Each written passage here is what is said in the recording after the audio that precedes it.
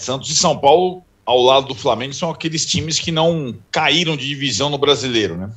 E o Santos sempre pareceu mais ameaçado pela temporada, pela questão do elenco, pelas perdas,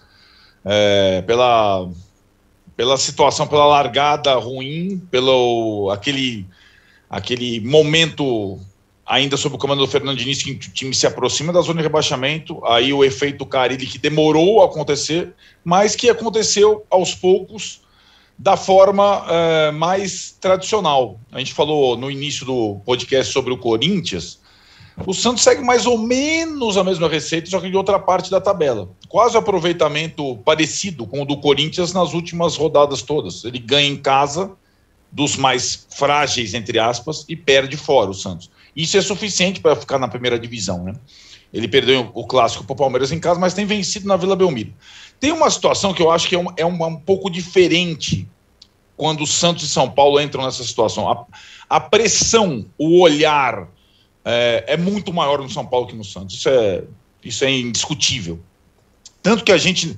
É curioso essa situação. Isso já aconteceu com o São Paulo, que foi a polêmica ali do meio da semana da não expulsão do Reinaldo no Renato Kaiser lá, aquela entrada que tirou o Renato Kaiser do jogo, o olhar sobre o Grêmio, a questão do pênalti no Grêmio. Por exemplo, ninguém fala que nos 3 jogos que o Santos venceu na Vila Belmiro, os últimos, o primeiro gol saiu de uma cobrança de penalidade. Foram 3 jogos que saíram em cobrança de penalidades. As do Marinho, duvidosas, e saíram em cobrança de penalidade. Ninguém fala porque é aí que tá. Não é uma existe uma, digamos, quase uma boa vontade, uma simpatia que é fruto da passagem maravilhosa do maior jogador de todos os tempos por um clube. O Santos é um clube que ninguém odeia. Então o Santos tem ninguém odeia. E isso é uma virtude histórica conseguida. Isso ajuda numa briga contra o rebaixamento, não por benefício de arbitragem, não é isso, mas por um clima mais leve. Tem um clima mais leve. E o Santos conseguiu sair.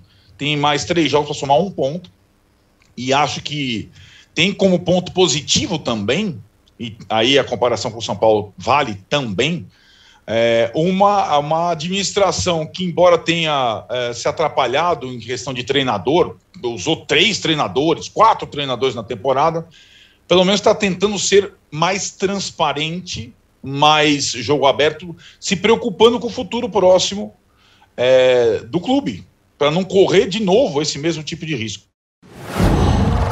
Qual?